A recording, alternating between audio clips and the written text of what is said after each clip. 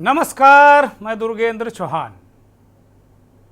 आज हम मंथन में एक ऐसा राजनीतिक मुद्दा लेकर आने वाले थे जो कि हम सब ने सुबह हमारी कोर टीम ने मिलकर तय किया था, और वो मुद्दा था कि अखिलेश यादव ने क्यों कहा कि 100 विधायक लाओ, सरकार बनाओ, लेकिन एक महीने के बाद ही उत्तर प्रदेश में गोंडा में एक ऐसा दुर्घटना हुई, रेल हादसा हुआ कि जिससे लोग अंदर तक एक बार फिर हिल गए। करोड़ों लोग ट्रेनों में यात्रा करते हैं। अभी महीने सवा महीने पहले ही एक रेल हादसा हुआ था।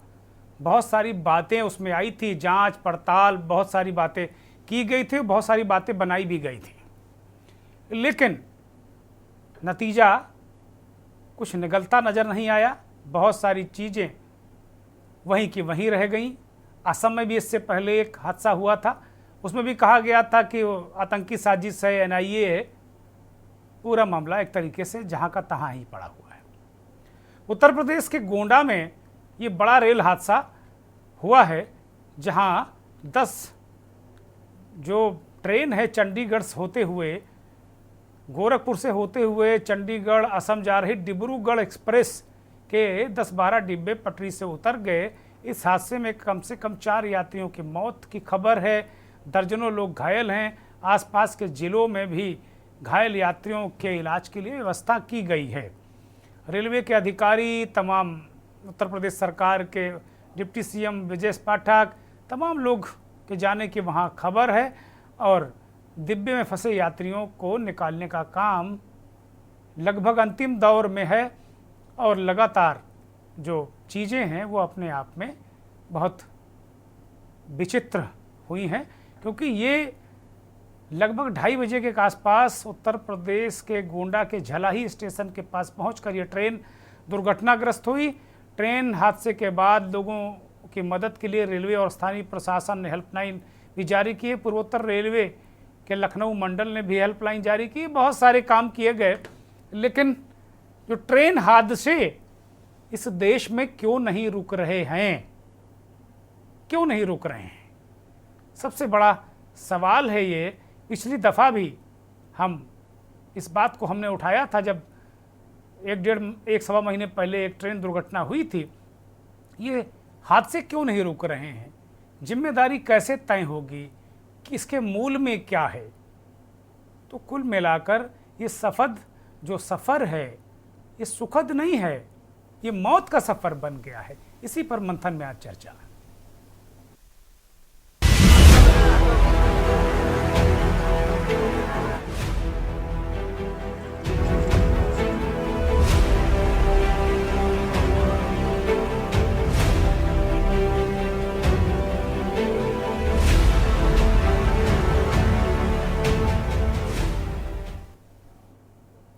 पिछली दफ़ा हम लोगों ने जो चर्चा की थी कि रेल हादसों पर कवच एक ऐसा सॉफ्टवेयर है, एक ऐसा सिस्टम है जिसकी वजह से हादसे से पहले ही ट्रेन रुक जाएगी। इस तरीके की बातें हुई थी, बहुत सारी चीज़ें हुई थी, और कवच सिस्टम पर एक नज़र डाल लेते हैं। इसे खास तौर पर हादसे रोकने के लिए तैयार किया गया था। रेल मंत्री जी ने इसको खुद लॉन्च किया था, जिससे जान माल का नुकसान ना हो सके। कवच है क्या, ये बहुत सारी बातें इसमें की गई। कवच प्रणाली आपातकालीन स्थिति में ट्रेन को रोक सकती है। ये बहुत सारे इसके फ़ायदे हैं। ड्राइवर समय पर ब्रेक नहीं लगा पाता, तब भी ये सिस्टम एक्टिव हो जाता है। तो कवच, यात्रियों का जो कवच है, वो क्या कवच इस ट्रेन में नहीं था, या कब तक ये कवच की प्रणाली पूरे देश में लागू होगी। हजारों लाखों करोड़ रुपया इधर उधर खर्च होता है, लेकिन करोड़ों लोग जिस व्यवस्था में चलते हैं, ट्रेन में जिस चलते हैं, उसकी सुरक्षा और संरक्षा, इन 2 बिंदुओं पर क्या कोई आर्थिक संकट आ रहा है कि भाई इनको हम नहीं खर्च कर सकते हैं। और रेल हादसों पर बहुत सारे सवाल उठे हैं कि क्या रेल मंत्री हादसों के लिए रेल मंत्री को पद छोड़ देना चाहिए। विपक्ष लगातार इस पर हमले कर रहा है, और ये कवच हैं कहाँ, क्योंकि जो भी ट्रेन हादसे का शिकार होती है, पूछा जाता है कवच कहाँ है, तो पता चला इसमें तो नहीं था कवच। तो कब लगेगा रेल हादसों पर ब्रेक? अपने आप में ये बड़ा सवाल है। हमने पिछली दफ़ा भी यही पूछा था और 1-1.25 महीने बाद ये दूसरा हादसा, दुखद हादसा, लोगों की जानें गई हैं। वो कहाँ जा रहे थे, किस मकसद से जा रहे थे, मरने वालों के पारिवारिक स्थिति क्या है, बहुत सारे किंतु परंतु बहुत सारे सवालात हैं। अब हाल के जो 10 बड़े ट्रेन हादसे हैं उन पर एक नज़र डाल लेते हैं कि किस तरीके से बड़े ट्रेन हादसे हुए हैं। उनको ज़रा दिखाया जाए स्क्रीन पर कि हाल के जो बड़े ट्रेन हादसे हैं वो वास्तव में ये दहला देने वाले हैं, चौंका देने वाले हैं। ट्रेन हादसे ज़बरदस्त हुए हैं। आप ये देखिए 2016 से लेके आप 2017 को ये जगदलपुर भुवनेश्वर हीराखंड एक्सप्रेस कुनेरू ट्रेन हादसा है। इसके बाद अगर आप देखेंगे तो कथौली ट्रेन हादसा है, 2017 में ही उत्कल एक्सप्रेस पटरी से उतरी थी, 23 लोगों की मौत हुई थी। महाराष्ट्र ट्रेन हादसा है, 16 अक्टूबर 2020 को महाराष्ट्र के करमाट के पास हैदराबाद मुंबई एक्सप्रेस हजूर साहिब नांदेड़ मुंबई छत्रपति शिवाजी टर्मिनस राजधानी स्पेशल्स के बीच टक्कर हुई थी, 16 लोगों की मौत हुई थी। तो ये बड़े ट्रेन हादसे हैं 2016 से लेकर अब तक। अलीपुर ट्रेन हादसा 2022 13 जनवरी को बीकानेर गुवाहाटी एक्सप्रेस के 12वीं पटरी से उतरे 9 लोगों की मौत हुई। अलीपुर में ट्रेन हादसा हुआ था। तो एक फहरिस्त है। बालासोर 2 जून 2023 को ये इस उड़ीसा में ट्रेन हादसा हुआ था बालासोर में, और ये कहा गया था कि भाई ये एक आतंकी साजिश है, NIA जांच, CBI जांच। पता नहीं वो जांच कहाँ किस बस्ते में चली गई, कोई ठंडा बस्ता है कि गर्म बस्ता है, पता नहीं कहाँ है, लेकिन वो जांच अभी तक पता नहीं चली। और एक भारत में एक बहुत नायाब और बड़ी अजीब व्यवस्था है कि किसी भी जांच की रिपोर्ट जिससे संबंधित है यानी जनता जनार्दन से है तो उसको नहीं देखने को मिलती, ना उसे पता चलता है कि ये कहाँ ट्रेन हादसा हुआ और इसकी जांच का क्या हुआ। तो ये बहुत सारे पेच भी हैं, बहुत सारी चीज़ें हैं। इस पूरे ट्रेन हादसे पर तमाम दुखद तस्वीरें आई हैं। जलपाईगुड़ी ट्रेन हादसा जो आपको स्क्रीन पर इसको हम दिखा रहे हैं, और बहुत सारे ट्रेन हादसे हुए हैं जो अब तक बहुत सारे लोगों को निगल चुके हैं। इतने बड़े जो जिसको कहते हैं कि देश की धड़कन रेलवे है, उस पर चलने वाले लोगों की, भारत को कनेक्टिंग इंडिया जो एक नारा है, भारत को जोड़ने वाले इस रेल नेटवर्क को, ये धड़कन है, ये दिल है, ये ट्रेन नहीं है, ये संस्कृति का जो वाहक है, यान है ये।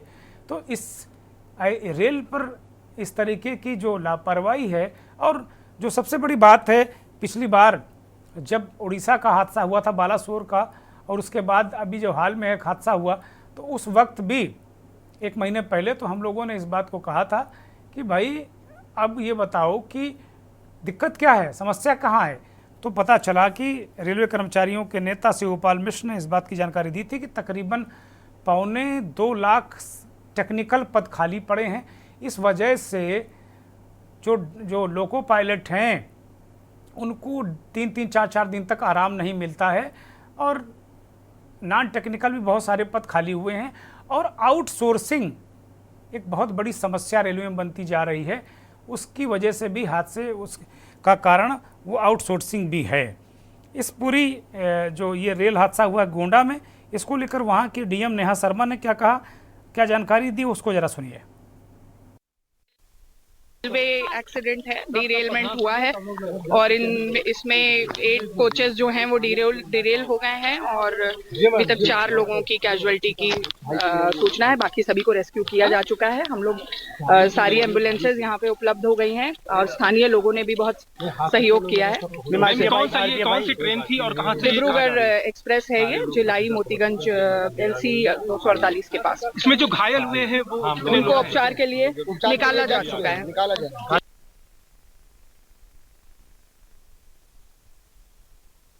3 तस्वीरें भी आपको दिखाते हैं किस तरीके से चीख पुकार मची, और लोग, स्थानीय लोग, चूंकि मामला दिन का था, ये डिब्रूगढ़ एक्सप्रेस डिरेल हुई है, 4 की मौत हुई, 20 के करीब घायल हैं। रेस्क्यू ऑपरेशन अभी चल रहा है, चूंकि पूरा ट्रेन रूट ही बंद है, लगभग 24 घंटे लगते हैं ट्रेन रूट क्लियर करने में। तो ये रेल हादसे के बाद जो चीख पुकार मची है, गांव, चूंकि दिन का वक्त था, दोपहर 2:30 बजे का हादसा है, तो गांव के लोग आसपास के आ गए। रात होती तो मुझे लगता है कि जो बहुत सारे लोग डिब्बे में जो फंसे हुए थे उनकी जानें भी जा सकती थी, लेकिन सौभाग्य ये रहा कि ये दिन में हादसा हुआ है। हालांकि हादसा कुछ भी सौभाग्य नहीं होता, हादसा तो दुर्भाग्य ही होता है, लेकिन दुर्भाग्य में भी सौभाग्य ये है कि ये हादसा दिन में हुआ, जिसकी वजह से बहुत सारे यात्रियों की जान बचाई जा सकी और मौत का आंकड़ा अभी 4 ही है, 20 घायल हैं। एक महत्वपूर्ण जानकारी ये आई कि जो ट्रेन का लोको पायलट है उसने कहा कि हादसे से पहले उसे एक धमाके जैसी आवाज़ सुनाई पड़ी। तो क्या ये आवाज़ कोई आतंकवादी गतिविधि है, कोई घटना है, कोई ब्लास्ट है, या ये भी कुछ लोग कह रहे थे कि बाढ़ वाला जो इलाका है जहाँ पटरियों तक पानी आ गया है, पटरियों पे पानी अगर चला गया है तो वहाँ पहले से कहा गया था, एक चेतावनी है कि ट्रेन धीमे चलाई जाए। तो क्या ऐसी कोई व्यवस्था होती है क्या कि अगर बाढ़ या इस तरीके का कोई हो तो उसमें कॉशन लगता है, वो पटाखे पटरियों बांधे जाते हैं कॉशन के लिए, वो बहुत सारे लोग इसकी जानकारी, इसकी तस्दीक करेंगे। लेकिन कुल मिलाकर अगर देखा जाए तो ये एक अपने आप में एक घटना है। पिछली जो डिब्रूगढ़ की जो आज ये घटना हुई, डिब्रूगढ़ जा रही थी ये ट्रेन, ये दुर्घटनाग्रस्त हुई। इससे पहले जो ट्रेन दुर्घटनाग्रस्त हुई थी उसमें ये कहा गया था, जो बालासोर का मतलब लगभग 2023 में वो घटना हुई थी, बालासोर वाली दुर्घटना में कहा गया था कि उसमें कहीं कोई आतंकी मसला है, सीबीआई जांच कराई गई, एनआईए भी चली गई, लेकिन कुछ कोई नतीजा निकला नहीं। और आज भी धमाके की बात कही जा रही, तो मुझे पूरी उम्मीद है इस धमाके के सहारे अभी बहुत सारी जांच एजेंसियां इसमें कूदेंगी और अंततोगत्वा जो दुर्घटना के मूल कारण हैं वो दब कर रह जाते हैं इसी शोर में कि कहीं आतंकी घटना है कि नहीं है। इस पूरी घटना पर एक पैनी नज़र जो लोग हमारे साथ रखे हुए थे, हमारे ब्यूरो चीफ गोंडा के हैं राजेश शुक्ला, वो हमारे साथ जुड़े हैं इस वक्त। चूँकि राजेश ने इस घटना को कवर किया है, पंकज त्यागी भारतीय जनता पार्टी के नेता हमारे साथ जुड़े हुए हैं। लगभग 20-25 सालों से रेलवे को कवर कर रहे बहुत ही वरिष्ठ पत्रकार, जिनको मैं ट्रेन मैन कहता हूं, वो खुद ही ट्रेन मैन हैं। जमीर साहब के दिमाग ही अपने आप में ट्रेनों के बारे में बहुत सारी जानकारियां ट्रैक करता रहता है। जमीर सिद्दीकी हमारे साथ जुड़े हुए हैं, बहुत स्वागत जमीर जी और धन्यवाद। देश के जाने माने वरिष्ठ पत्रकार विश्लेषक केपी मलिक साहब भी दिल्ली से हमारे साथ जुड़े हैं, मलिक साहब का आभार। महेंद्र सिंह वरिष्ठ पत्रकार भी हमारे साथ दिल्ली से जुड़े हुए हैं।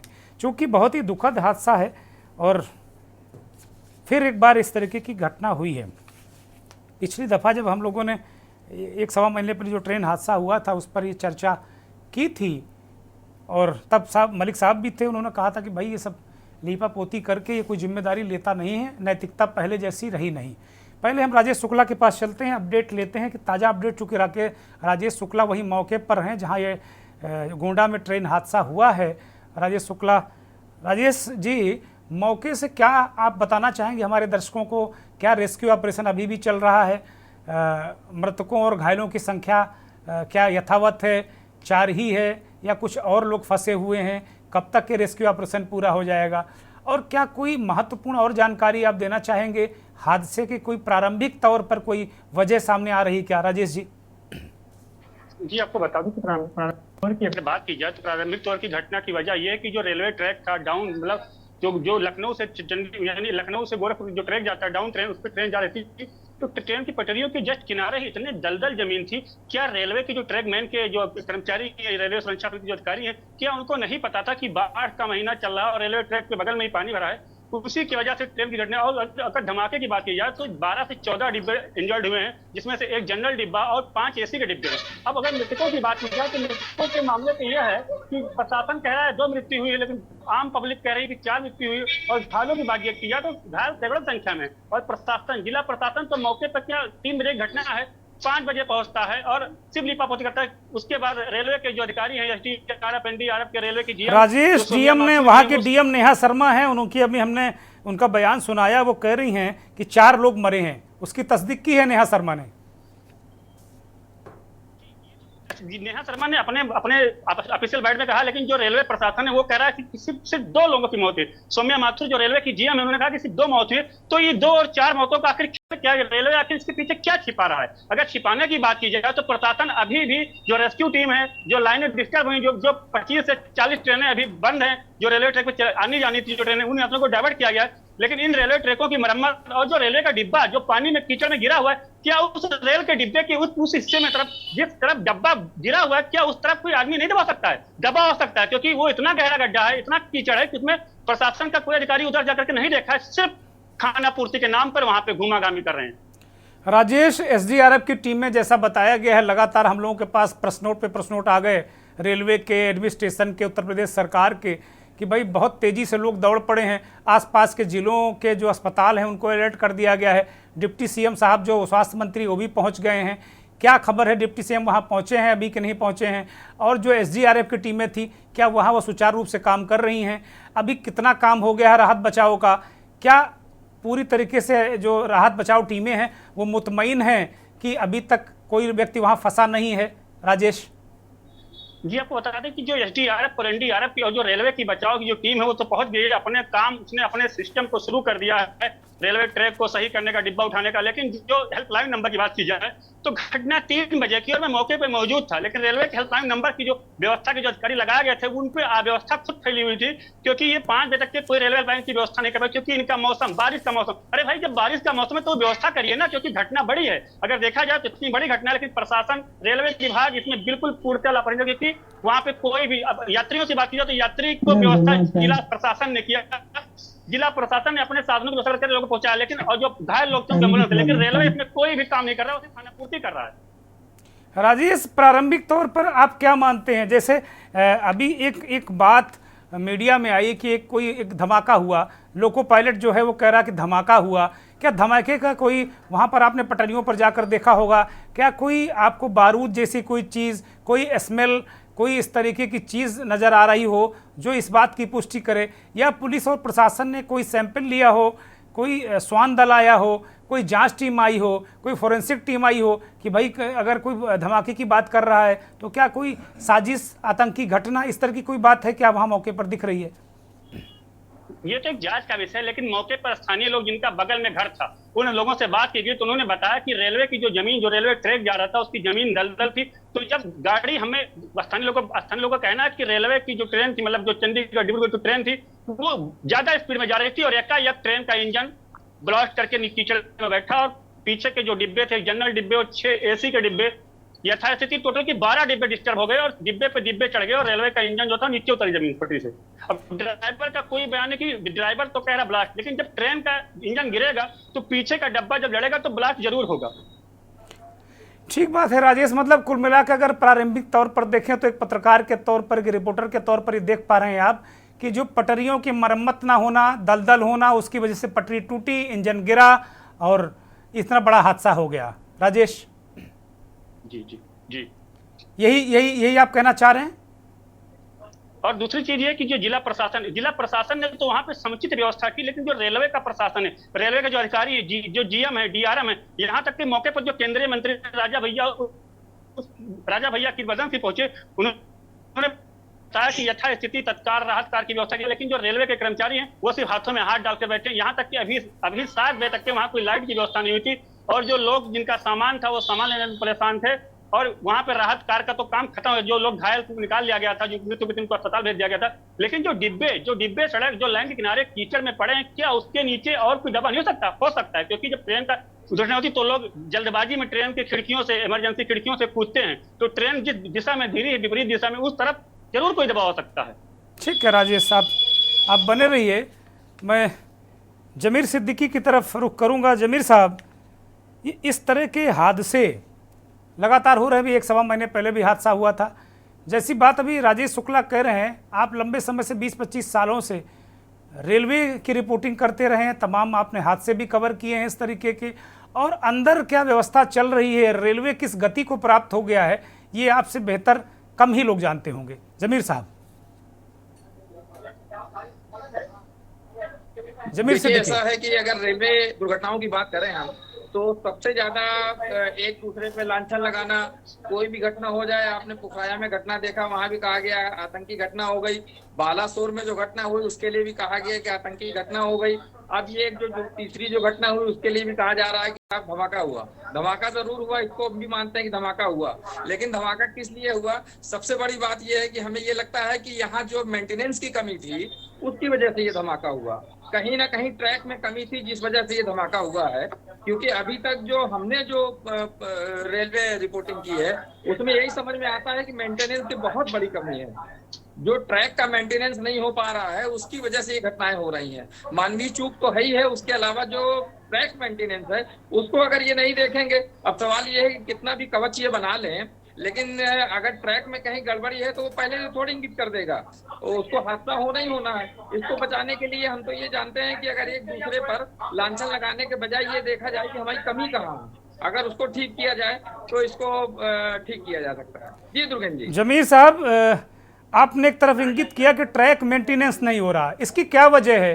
कर्मचारी नहीं हैं, भर्तियां नहीं हो रही हैं, लोग नहीं हैं, क्या क्या वजह है? ट्रैक मेंटेनेंस तो होना चाहिए, ये तो सबसे अहम बात है, सबसे जरूरी चीज है रेलवे के लिए। इतना चाहता है कि उनके खेत से ट्रेन चले, लेकिन हो ये रहा है कि इस वजह से ट्रेनों की संख्या दिन प्रतिदिन बढ़ रही है, ट्रैक का मेंटेनेंस नहीं हो पा रहा है। वंदे भारत जैसी ट्रेनें, राजधानी जैसी ट्रेनों का ये इंस्टेंस होते हैं रेलवे बोर्ड से कि आप किसी भी ट्रेन को 1 मिनट भी लेट नहीं होना चाहिए। कई ट्रेनें ऐसी हैं जिसमें अगर लेट हो जाए तो यात्रियों को जुर्माना भी भरने का नियम है। तो ऐसे में चीफ कंट्रोलर से जब कभी कोई रेल अधिकारी ये कहता है ट्रैक मेंटेनेंस का कि साहब आप मुझे 5 मिनट का समय दे दें, हम ट्रैक का मेंटेनेंस कर दें, तो चीफ कंट्रोलर मना कर देता है। वो कहता है भैया अगर ट्रेन लेट हो गई तो इसके लिए जिम्मेदार कौन होगा? हम कहाँ से जवाब देंगे कि साहब हमने 5 मिनट कैसे ट्रेन लेट कर दी? सबसे बड़ी वजह यही है, ट्रैक मेंटेनेंस की वजह से जो है वो चीफ कंट्रोलर इनको एक्शन ही नहीं देता है, इस वजह से दिक्कत होती है। जी दुर्गेन जी। ठीक बात है, बहुत सारी चीज़ों से पर्दा जमीर साहब ने उठाने की कोशिश की है। केपी मलिक साहब की तरफ हम रुख करेंगे। मलिक साहब, एक और हादसा, पिछले हादसे पर हम लोगों ने चर्चा की थी और उसके बाद ये फिर हादसा, मुझे लगता है कि अब हादसे दर हादसे ये कुछ ज़्यादा ही जल्दी हो गया। इसमें भी 4 लोगों की जानें गई हैं। बालासोर की घटना में जैसा भी हम सब ने कहा है कि भाई उसमें तमाम आतंकी और तमाम चीज़ें हो गई। अब तो ये लगता है कि क्या होगा, कैसे चलेगा? लोग अब ट्रेनों में, अगर ट्रेन में भी जा रहे हैं, पहले तो ये होता था कि बस से ना जाओ भाई, ट्रेन से जाओ, ट्रेन सुरक्षित है। अब तो ये भी, इसकी भी गारंटी नहीं रह गई है।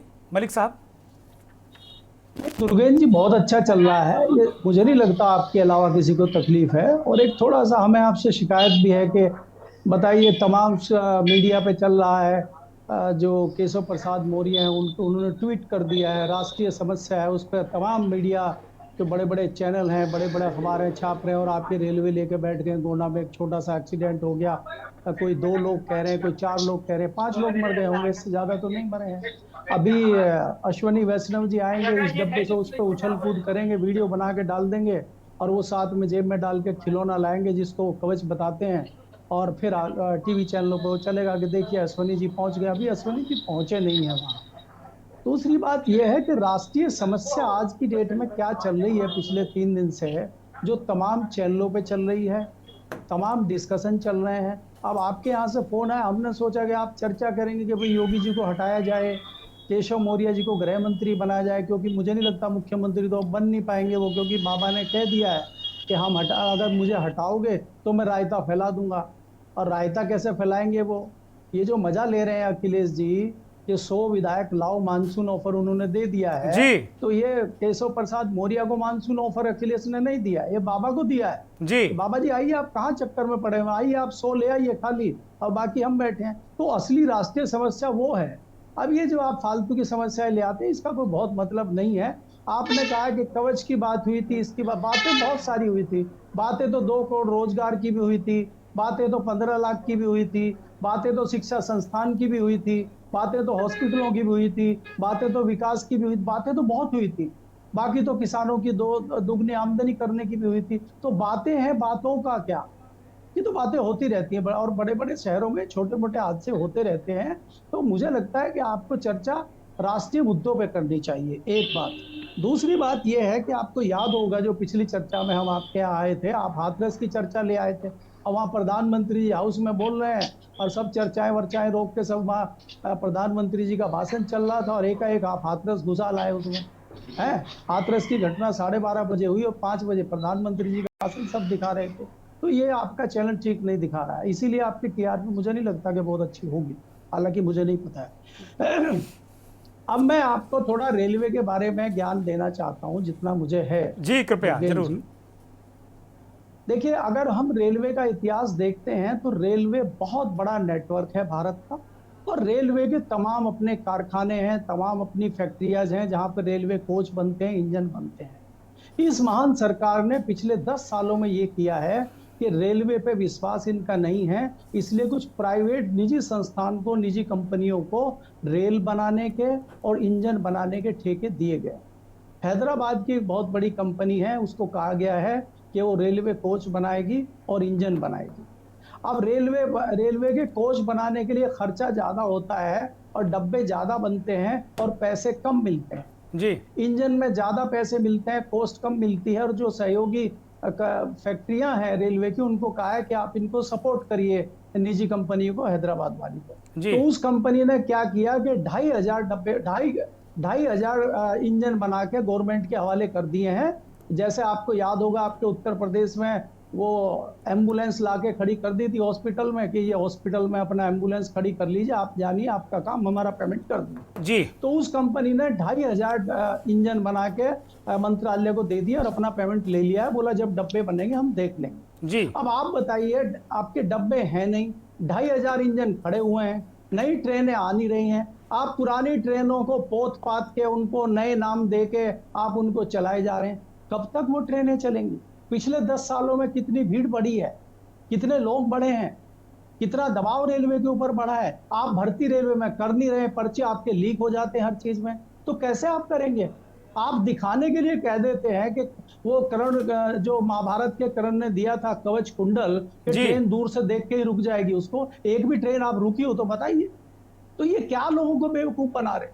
तो ये देखिए, ये चीजें चलती रहती है यहाँ पे। और आपको ये भी जानना चाहिए कि जो पुराने, अगर हम 10 साल, 15 साल, 20 साल पुरानी बातें करें, पहले रेल मंत्री कई बार जिम्मेदारी लेता था किसी भी रेल दुर्घटना की, और भले ही प्रधानमंत्री उसका इस्तीफा स्वीकार ना करें, कम से कम वो पेशकश करता था इस्तीफे की। यहाँ तो अजीब पेशर भी है कि ये कौन सी पेशकश, कौन सा इस्तीफा? हम तो दोबारा आ रहे हैं, हम तो बिना चुनाव लड़े मंत्री बने बैठे हैं। 7 बार के जो सांसद है भारतीय जनता पार्टी के, वो कह रहे हैं कि भारतीय जनता पार्टी मुझे मंत्री नहीं बना रही, मैं कर्नाटक में रहता हूँ, 7वीं बार सांसद बना हूँ, पिछड़े समाज से, दलित समाज से आता हूँ, और यहाँ दिल्ली में तमाम मंत्री बैठे हैं जो कभी चुनाव का मुंह देखने गए नहीं, चाहे वो हरदीप पुरी हो, चाहे वो सीतारमन हो, चाहे वो अश्विनी वैसे हो, ये मंत्री जी बने बैठे हैं। ये क्या कारण है?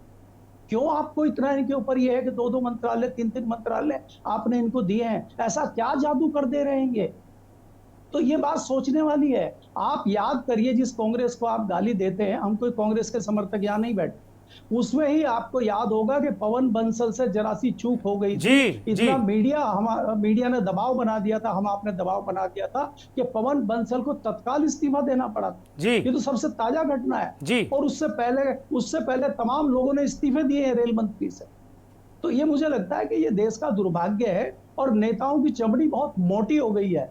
अगर नेताओं की चमड़ी मोटी होगी तो उसका खामियाजा जनता को ऐसे ही भुगतना पड़ेगा, चाहे वो रेलवे दुर्घटना हो, चाहे हाथरस की दुर्घटना हो। अब हाथरस में आप देख लीजिए, हम आपने उस दिन कितनी चर्चा करी, उसमें कितने लोग मारे गए, उसके बाद क्या हुआ बाबा जी का? बाबा जी तो अभी एंजॉय कर रहे हैं अपने। नहीं, आपने तो उसी दिन कह दिया था मलिक साहब, आपने तो उसी दिन कह दिया था कि आप सर पटकिए दुर्गेश जी, कुछ नहीं होने वाला, बाबा का कुछ नहीं होगा। और मैं आपके जो पूर्वानुमान की दाद देता हूँ कि आपने जबरदस्त पूर्वानुमान दिया था के न्यूज पर। देखिए, वो कहीं ना कहीं आपको सपोर्ट करते हैं, बाबाओं की वजह से ही आप कुर्सी पे बैठे हैं। बाबा को हिलाएंगे तो आपकी कुर्सी हिल जाएगी, बाबा गदा घुमा देंगे। इन बाबाओं की जेब में चाबी पड़ी हुई है सत्ताओं की, इसलिए आप उनको कुछ नहीं कर सकते। किसी बेगुनाह को जेल में डाल देंगे, वो पड़ा रहेगा 20 साल, और बाद में जांच होगी, कह देंगे हो ये तो था ही नहीं, वो तो कोई दूसरा था। और जो जिस बाबा से नाराजगी होगी वो अंदर भी जा सकते हैं। कई बाबा अंदर भी हैं, कई बाबा जाते आते रहते हैं, कभी इस घर में कभी उस घर में, तो ये तमाम चीजें चलती रहती हैं। जी दुर्गेन जी। जी, मुझे एक ब्रेक पर जाना है, ब्रेक ले रहा हूं। फिर भारतीय जनता पार्टी के नेता पंकज त्यागी हमारे साथ मौजूद हैं और वरिष्ठ पत्रकार महेंद्र सिंह भी हैं। वास्तव में बड़ी महत्वपूर्ण बिंदु उठाए हैं केपी मलिक साहब ने। वो उनके अंदर रोष है, मीडिया को लेकर भी वो अपना रोष व्यक्त कर रहे हैं। इसीलिए शायद उन्होंने मुझसे कहा कि दुर्गेन जी कहाँ ये बेकार के मुद्दे लेकर आते हैं, आपको डिस्कस करना चाहिए केशव प्रसाद मौर्य को। उस दिन प्रधानमंत्री बोल रहे थे, उस पर डिस्कस करना चाहिए था, आप हाथरस लेकर आ गए। कैसे टीआरपी आपकी ठीक हो गई? तो मैं मलिक साहब को और पूरे देश को ये आश्वस्त करना चाहता हूँ कि हम जनता के वकील हैं। अगर हमें एक व्यक्ति भी देखता है तो मैं मानूंगा कि मैं अपने पत्रकारी धर्म को निभा रहा हूँ।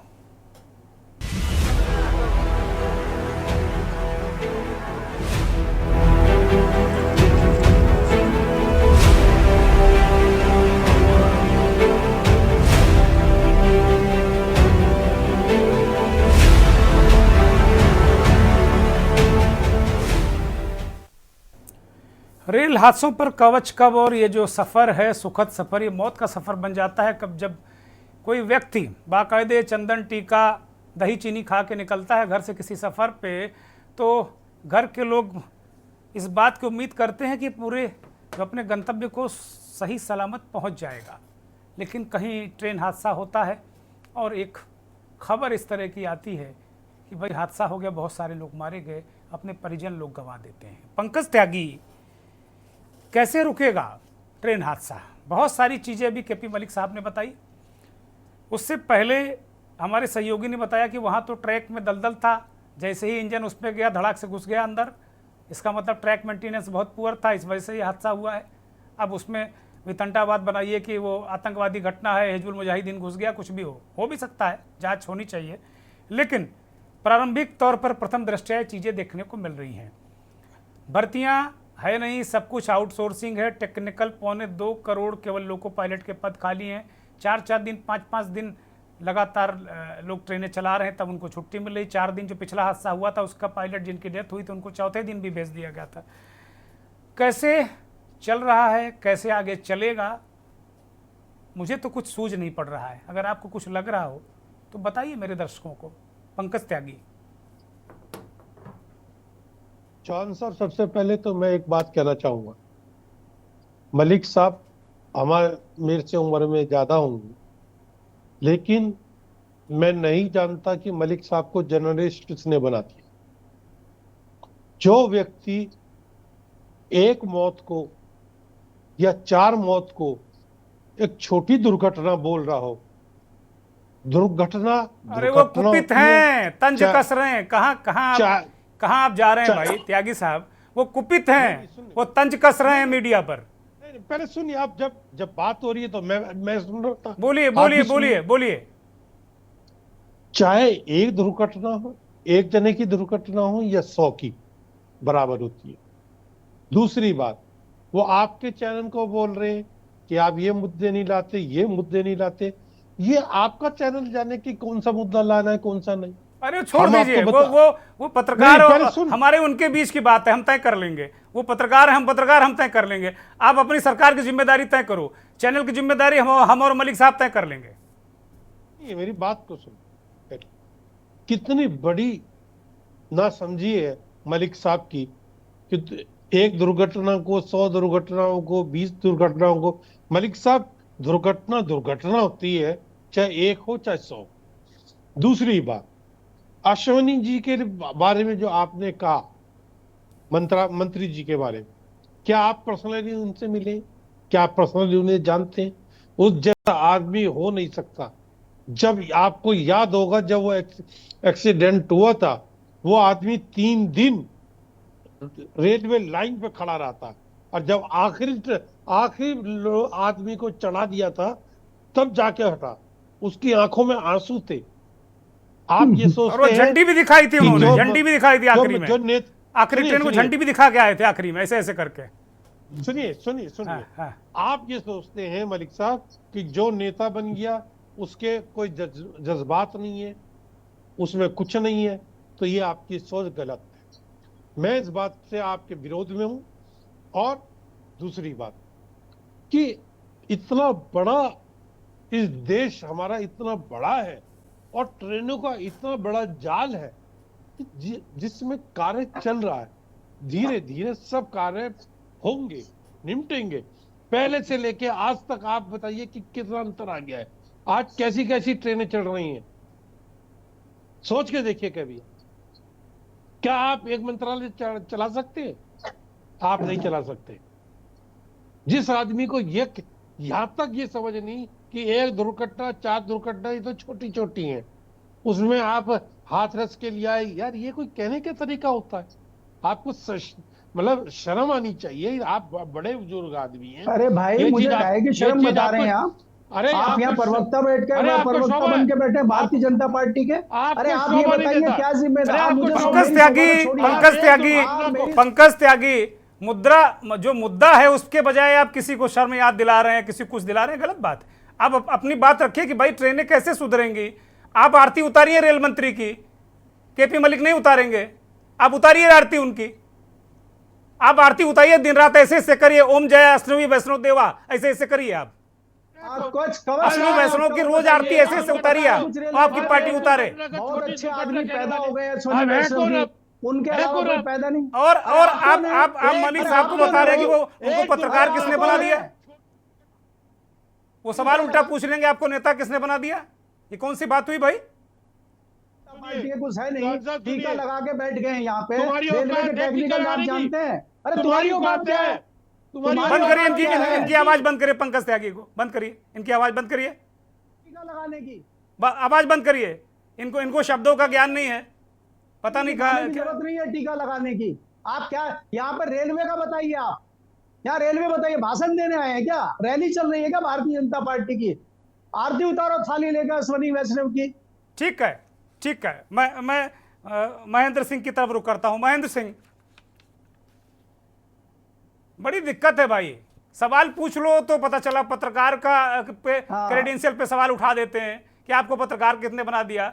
35-36 साल से वो भारतीय जनता पार्टी 35 साल से कवर कर रहे हैं। केपी मलिक पार्टी का कुछ पता नहीं है। केपी मलिक 35 साल से भारतीय जनता पार्टी कवर कर रहे हैं और एक बहुत बड़े समाचार पत्र समूह के पॉलिटिकल एडिटर हैं। नहीं चला पाऊंगा, मैं मना कर दूंगा मंत्रालय चलाने के लिए।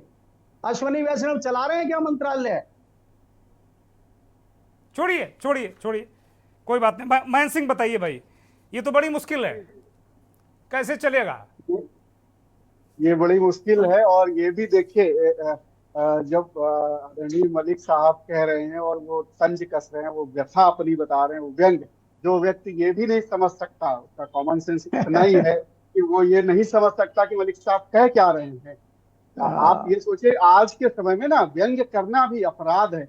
आप अगर कोई व्यंग करना चाहें, कोई तंज करना चाहें, तो वो नासमझ लोग हैं, वो समझते ही नहीं है। बताना पड़ता है डिस्क्लेमर लिख के कि भाई ये मैं तंज कस रहा हूँ, ये मेरे कहने का अर्थ ये है, ये व्यंग है, यही एक विधा है, इसमें भी कहा जाता है बात। तो ये भी जब समझ नहीं है तो आप सोचिए कि क्या होगा।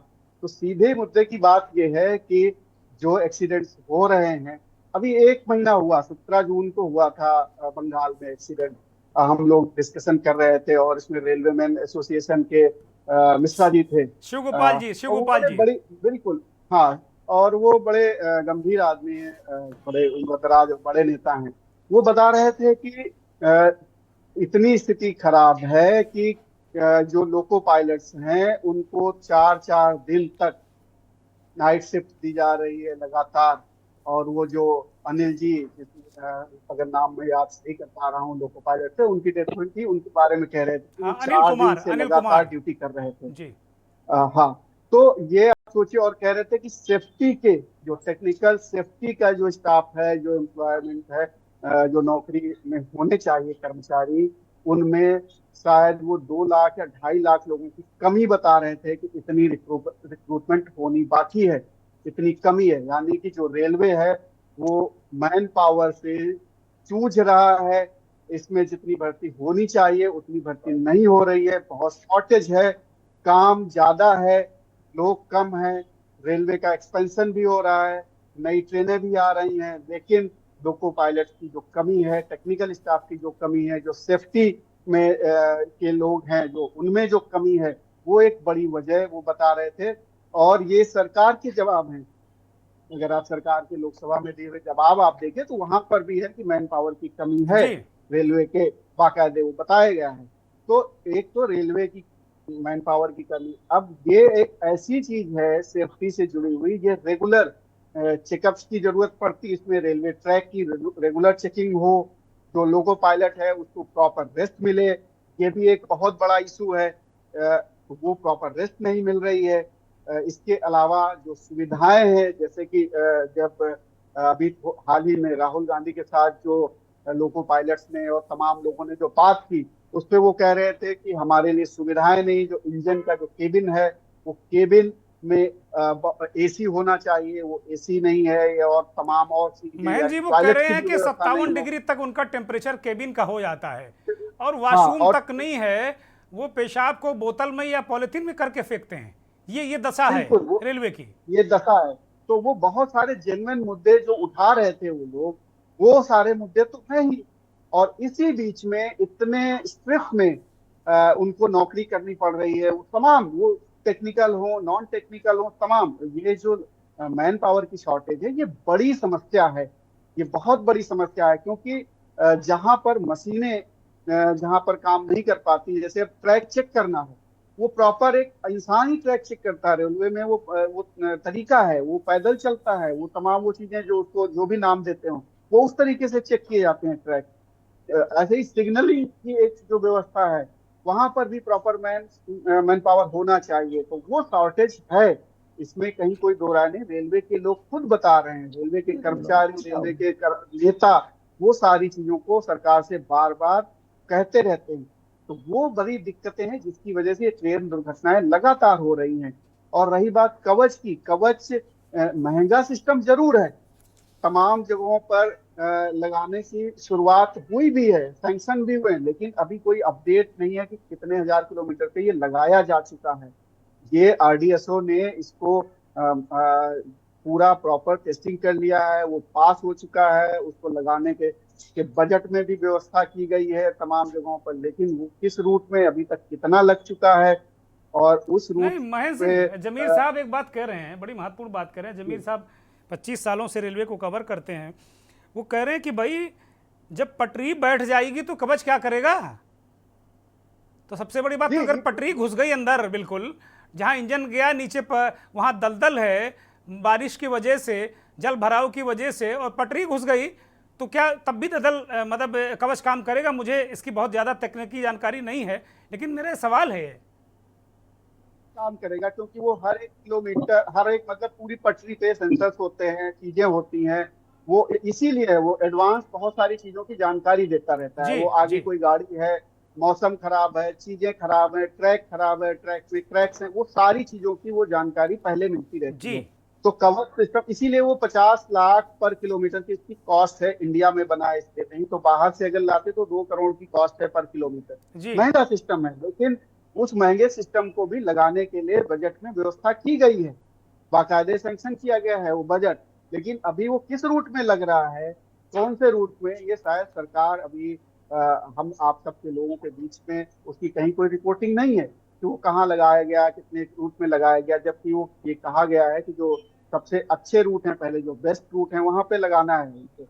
तो वो भी एक तरीका है, लेकिन उससे बड़ा जो है, अभी तक जैसे रेलवे काम करता है कि कम से कम मैन पावर तो पूरे हों, क्योंकि अगर जो मशीन से काम नहीं हो रहा, जो आदमी, अगर वहां पर ये जो ट्रैक जो दलदल में धंसा, अगर उसको पहले चेक किया गया होता तो ये पता चल जाता, वो जो आदमी जो चेक करता है उसको पता चल जाता, वो आगे वो अपना लाल झंडी गाड़ देता और आगे इंफॉर्मेशन दे देता। लेकिन वो शायद आज हो सकता वो चेकिंग ना हुई हो, तो क्या स्थिति रही, क्योंकि अगर वो इंजन धंसा, जैसा कि प्रत्यक्षदर्शी कह रहे हैं, अगर वो इंजन धंसा इसका मतलब वो ट्रैक खराब था, दलदल था, वहां पर कोई दिक्कत थी। अब वो जांच में पता चलेगा कि क्या दिक्कत थी, कितनी दिक्कत थी, लेकिन ये एक लापरवाही तो बन रही है। और लापरवाही शायद इसलिए है कि मैन पावर नहीं होगा, क्योंकि जब ओवरबर्डन है किसी भी मिनिस्ट्री में या किसी भी विभाग में, जब आदमी ओवरबर्डन होता है कितने काम करेगा, क्या क्या काम करेगा, तो कुछ तो अवॉइड करेगा काम करने। तो एक मैन पावर की जो है बेरोजगारी है, अब मैन पावर अगर बढ़े रेलवे ही भर्ती, रेलवे सबसे बड़ा एम्प्लॉयर है, अगर रेलवे ही भर्ती कर ले तो कुछ तो बेरोजगारी भी कम होगी, उस दिशा में भी पहल होगी, और सेफ्टी तो अलग से होगी होगी। अब आप लगातार ट्रेनें, कभी ये ट्रेन कभी वो ट्रेन, दुनिया भर की ट्रेनें जो चल रही हैं उसमें कुछ वीआईपी ट्रेनें हैं, कुछ नॉन वीआईपी ट्रेनें हैं। वीआईपी ट्रेनों पे फोकस है, ज्यादातर फोकस है, उनकी लोको पायलट्स के लिए भी सुविधाएं, हाँ, उनके जमीर कर्मचारियों के लिए भी साहब बता सुविधाएं। रहे हैं ना कि अगर 5 मिनट के लिए अगर कंट्रोलर कहता है कि हमें ट्रैक दे दो, तो 5 मिनट ट्रैक देना अफोर्ड नहीं हो पा रहा है, क्योंकि जुर्माना हो जाएगा, ये हो जाएगा, दुनिया की बातें हैं। तो फिर अगर ट्रैक अफोर्ड नहीं कर पा रहे हैं मेंटेनेंस को लेकर, तो फिर इसी तरह जाने अफोर्ड करिए, फिर लोगों की जाने जा रही है उसको अफोर्ड करना पड़ेगा आपको। वही है। अब आप देखें ना, जो रेल दुर्घटनाएं हो रही ज्यादातर ये कह दिया जाता मानवीय भूल थी या टेक्निकल फॉल्ट था, इसके अलावा तो और कुछ मिलता नहीं, या कह दिया जाता है कि कोई साजिश है। आज तक ये सारी चीजों की जो रिपोर्ट, जो आपने इंट्रोडक्टरी उसमें कहा कि जो रिपोर्ट्स आ रही हैं, मतलब जांच होती है, उसकी रिपोर्ट तो मीडिया तक कभी पहुंचती नहीं, आम जनमानस तक कभी पहुंचती नहीं है कि क्या हुआ है, क्या फाइंडिंग्स आई। वो किसी भी रेल दुर्घटना की देख लीजिए, और उसके बाद क्या उसके लिए किया गया, वो भी कुछ नहीं आता है कि ठीक है ये एक दुर्घटना हो गई, नहीं रोक पाए, आगे रुके दुर्घटनाएं आगे ना होने पाए, कब वो इस तरीके से कदम उठाए गए, उसकी भी कोई जानकारी नहीं। ये बड़ा सवाल है। एक छोटा सा सवाल जमीर साहब से लेते हैं, फिर मलिक साहब के पास जाएंगे। जमीर साहब, आपने इतने दिनों से रेलवे कवर किया, बहुत सारे दुर्घटनाओं की जांच के आदेश हुए, छोटी बड़ी तमाम, कभी कोई रिपोर्ट इस तरीके की आपने देखी जो रिपोर्ट आई हो तय समय में और वाजिब कारण उसमें दुर्घटना का बताया गया हो और भविष्य में ऐसी दुर्घटना ना हो, उसके कोई प्रबंध किए गए हों? जमीर साहब। अब आपने देखा होगा मलबा में बहुत बड़ी घटना हुई थी, कालका एक्सप्रेस का एक्सीडेंट हुआ था जी। पुखराया में बहुत बड़ा एक्सीडेंट हुआ, आपने देखा बालासोर में भी 300 लोग मरे। सारी चीजें ये जांच आज तक क्या किसी के सामने खुलासा हुआ आज तक कि कहाँ किस तरीके की क्यों हुई थी दुर्घटना? सबसे बड़ी चीज। दूसरी चीज ये है जो हमने ट्रैक मेंटेनेंस का मामला उठाया है, तो दुर्गेन जी आपने देखा होगा कि पहले जो रेल पथ निरीक्षक होता था एक ट्राली हुआ करती थी, उस पर 3-4 लोगों को ले करके उनका एक ये होता कि साहब आपको 10 किलोमीटर तक जाना, और 2 लोग रेल की पटरी पे उसको ठेलते हुए ले जाते थे, धक्का लगाते थे। और हम लोग जब बचपन में गांव में थे तो हम लोग उस कभी कभी उनसे हाथ पैर जोड़ के उनकी गाड़ी में बैठ के मजा भी लिया करते थे, जाया करते थे कि चले जाते थे कि चलो भाई हमको जरा बैठा लो कुछ दूर तक। तो ये हम लोगों ने बचपन में जरूर देखा है इसको। आज स्थिति ये है कि उस पे ट्रैक पे वो लेके चल ही नहीं सकता ट्राली, पता नहीं किधर से 160 की स्पीड में गाड़ी आ जाए, उड़ जाए। तो वो जो मेंटेनेंस का एक बहुत अच्छा वो था मामला, वो खत्म हो गया। तो अब जब ट्रैक मेंटेनेंस भाई क्या जो गश्त पे जो चाहता है वो ट्रैकमैन बोलते हैं उसको, जो आपने देखा होगा ट्रैक पे एक आदमी हथौड़ा ऐसे रखे रहता है कंधे पर और लेकर के चलता है, और जहां कोई क्लिप चाबी दिखाई पड़ी उसने उसको एक हल्का सा पुश किया उस पे जो है जो क्लिप होती है ताकि क्लिप टाइट हो जाए, समझ रहे? तो उसका होता है कि साहब आपको 10 किलोमीटर जाना है, आपको 5 किलोमीटर जाना है। कई बार ट्रेन ऐसा हुआ कि ट्रेन आ गई, वो बेचारा कट गया। अब आप ये समझिए कि ट्रैकमैन की इतनी बड़ी कमी है रेलवे में कि ट्रैक का मेंटेनेंस तो छोड़ दिए, उसको देखने वाला ही नहीं है, तो ट्रैक कैसे रहेगा सही? और उसके बाद जो है आप देख लीजिए कि जितनी भी घटनाएं हो रही हैं, एक कभी खुलासा आज तक नहीं हुआ कि कैसे हो गई घटना, क्या हुआ था। अरे अपनी जिम्मेदारी तो स्वीकार करिए ना और उसको ठीक करिए, अगर कहीं कोई गड़बड़ है तो उसको ठीक करिए। अब अभी जैसे बात आई कवच की, अब आप देखिए कि आईआईटी ने यहाँ पर एक उपकरण बनाया था कि साहब कोहरे में जैसे ही ट्रेन जब आएगी तो जो मानव रहित क्रॉसिंग है वहां तुरंत एक सायरन बज जाएगा और लोग समझ जाएंगे साहब ट्रेन आ रही, किनारे हो जाएंगे। आज तक उसका क्या हुआ? अब कवच की बात कर रहे हैं आप, तो कवच अगर मान लीजिए अचानक कहीं ट्रैक धंसा हुआ है तो कवच कहाँ बता पाएगा उसको? भाई अगर कोई ऐसी गड़बड़ी होगी तभी बता पाएगा, कवच नहीं बता सकता है इन सब चीजों को। आप करोड़ों नहीं अरबों की चीजें ले आइए, क्या मतलब? इसके लिए तो आपका जो ट्रैकमैन है वही काम करेगा। ट्रैकमैन अगर ट्रैक पे है और वो देख रहा है कि अरे भैया यहाँ तो जो है क्या नाम है पटरी टूटी हुई है, एक साजिश के तहत यहाँ पटरी तोड़ दी गई है, तब तो वो ठीक कर पाएगा। वहां से वो बताएगा कि नहीं साहब यहाँ ये घटना हो गई है और इस वजह से ट्रेन को यहाँ रोक लिया जाए। कई बार ऐसा होता भी है, लेकिन अब तो ट्रैक मेंटेनेंस एक मजाक बन गया है ना, तो इस वजह से ही दुर्घटनाएं हो रही हैं। ठीक है जमीर साहब। पंकज त्यागी की तरफ मैं रुक करूंगा। पंकज त्यागी, मुझे उम्मीद है कि बहुत ईमानदारी से और बहुत जिम्मेदारी से आप इस सवाल का जवाब देंगे। मेंटेनेंस की क्यों समस्या आ रही है, क्यों नहीं मेंटेनेंस हो पा रहा है? बहुत सारी चीज़ें हैं, पद खाली हैं, ट्रैकमैन नहीं हैं, और हादसे, ऐसा नहीं है कि पहली बार ही हादसे हुए हैं, लेकिन आगे ना हो इसको लेकर क्या संजीदगी से प्रयास नहीं किए जाने चाहिए? पंकज त्यागी अनम्यूट करिए, अनम्यूट करिए, पंकज त्यागी अनम्यूट करिए।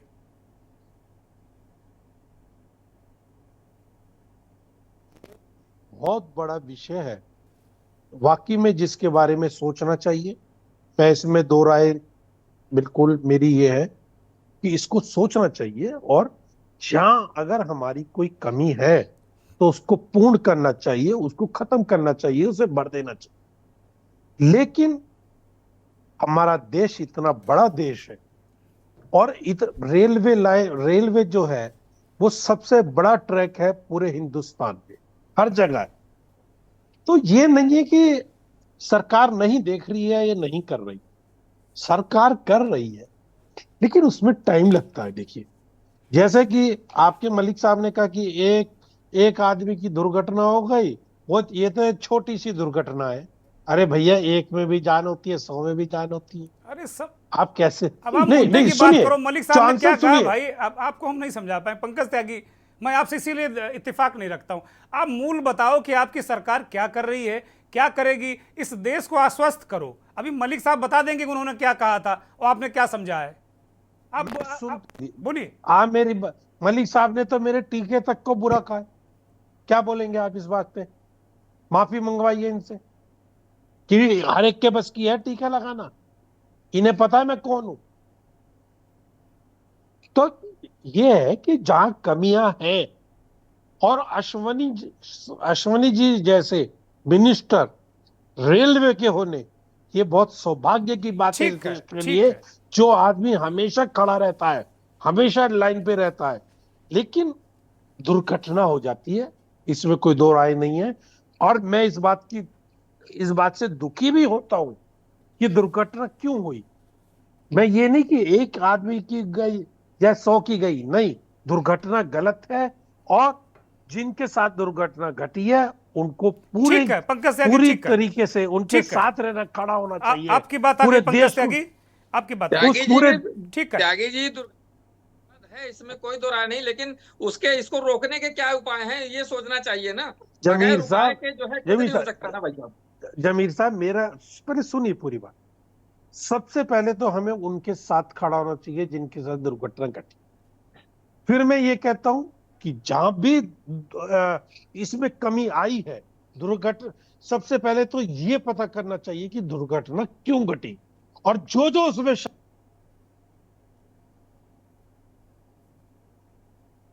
मैं इस बात को पूरी तरह मानता हूं, और इसमें कोई बुराई भी नहीं है और कोई गलत बात नहीं है। लेकिन बिल्कुल आपने सही कहा कि उसकी जड़ तक जाना चाहिए कि दुर्घटना हुई तो किस वजह से हुई। ये चीजें तभी ठीक हो पाएंगी जब हम इनकी जड़ों तक पहुंचेंगे। जो इसमें नासमझ लोग हैं, या जो आदमी ने इसमें वो करा है, उसको सजा मिलनी चाहिए। ठीक है, ठीक है, ठीक है। महेंद्र सिंह, एक अंतिम टिप्पणी इस कार्यक्रम की। वास्तव में बहुत समस्याएं हैं रेलवे में, इसमें कहीं कोई संदेह नहीं है। जमीर साहब ने बहुत सारी बातें कही। जब पिछली डिबेट में आप थे तो शिव गोपाल जी ने बहुत सारी बातें कही थी। उन्होंने नीतीश कुमार की बहुत सारी बातें बताई थी जो उनके और नीतीश कुमार के बीच में थी, कि भाई नीतीश कुमार इस्तीफ़ा देने जा रहे थे, हमने कहा इस्तीफे से क्या होगा। तो बहुत सारी चीज़ें थी, उस लेवल के लोग हम इस कार्यक्रम में हम लोग लेकर आए थे और चीज़ों को रखा था।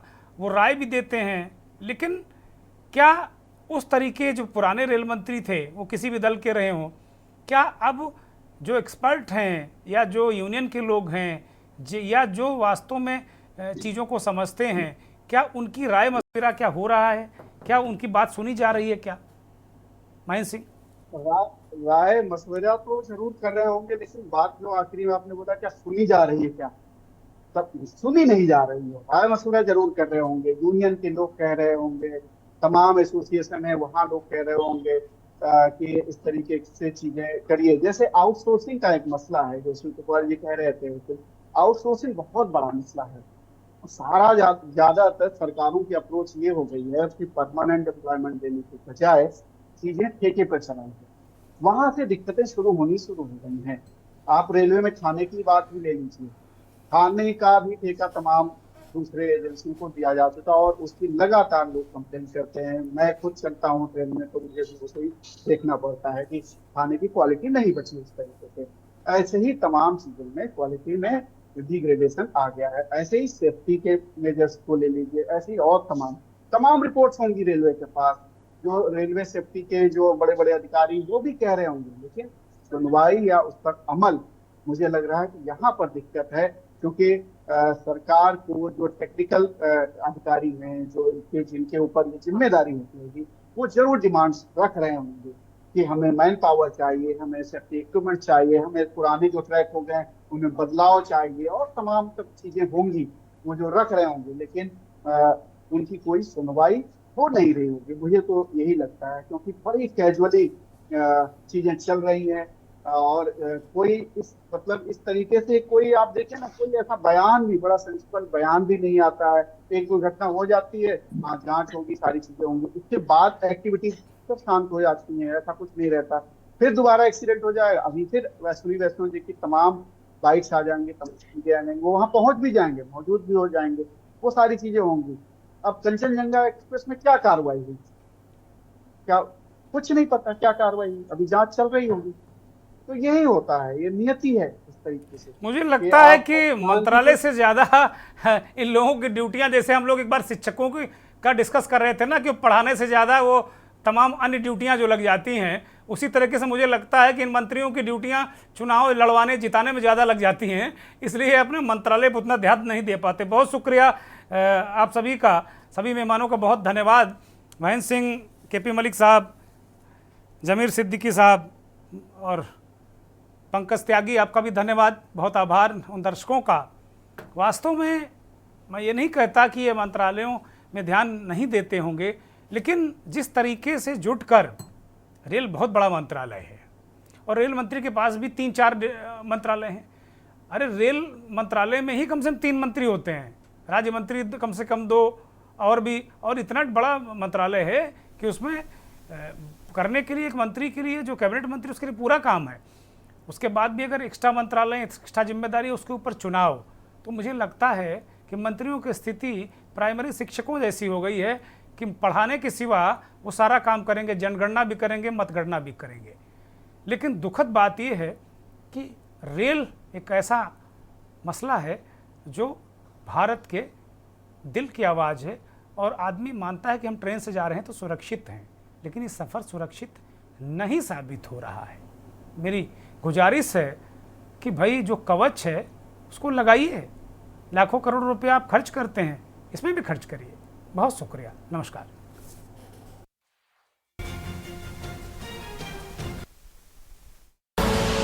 आप देख रहे हैं के न्यूज़, खबरों का सारथी।